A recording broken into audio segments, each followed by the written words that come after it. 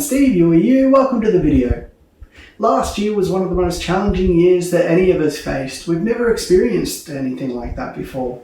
Both as business owners and as people, it was something that took us by surprise. But in challenging times, there's things that we can learn to do better in the future. So these are the 5 things that I learned in 2020. The first thing is to be agile.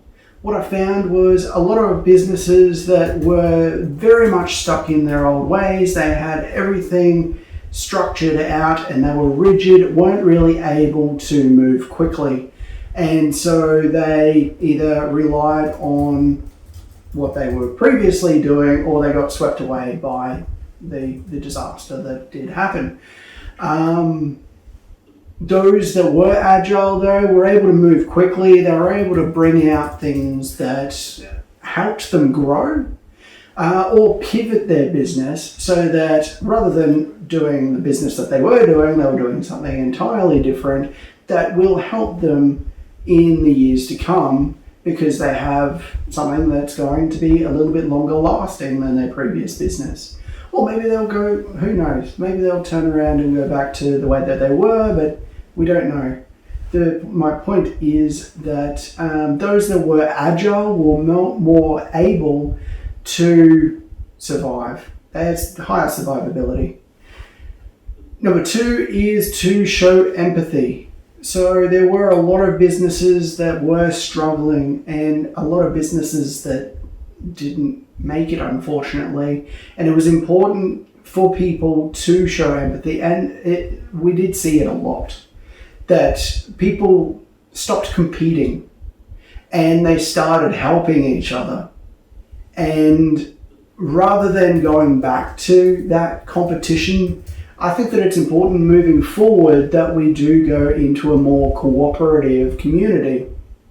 And I have found that even this year, more people are cooperating rather than saying, oh, this person does this thing and we also do it, so we're better than them. Rather than doing that, show a little bit of empathy. What's the best thing for the client? Is it that these guys do an exceptional job with this and we do an exceptional job with this other thing so we can work together to create an exceptional product or service for the client? Or is it more that we're not serving what the client really wants, we're trying to sell them a left-handed screwdriver where really they want a right-handed screwdriver? There you go, there's the joke for this video. Number 3 is business values are actually important. Those people who knew what their business was about, those people who had clients that knew what that business stood for, had a better opportunity to not only survive but thrive in 2020.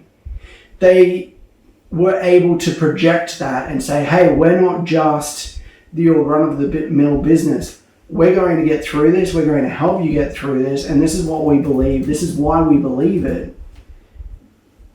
I think that going forward, we really need to get clear on what we stand for, drawing a line in the sand and saying, this is us. This is what we're all about. We're definitely doing that. I hope you are too. Number 4 is to be present. Now, 2020, one of the biggest things that happened was everyone jumped online because everyone was at home. If you weren't online, then you scrambled to get online. And some people didn't even get online then.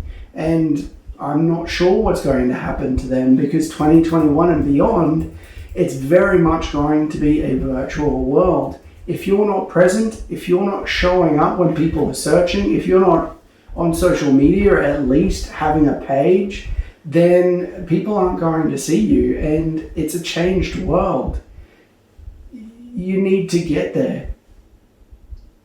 The last one, and the 5th and last, is that you need to be honest.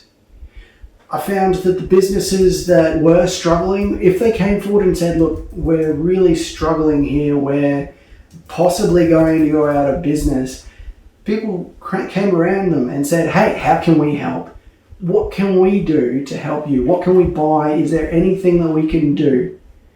asking for help isn't a weakness. It's not a vulnerability. It's a matter of being honest with yourself and your community and saying, hey, can you help me out? Or being honest in the sense that you are trying this new thing. Maybe you're developing a new product, and instead of saying, hey, we've got this new product and it's been around for years, saying, hey, we've got this new product, we haven't tried it before, you'll be the first.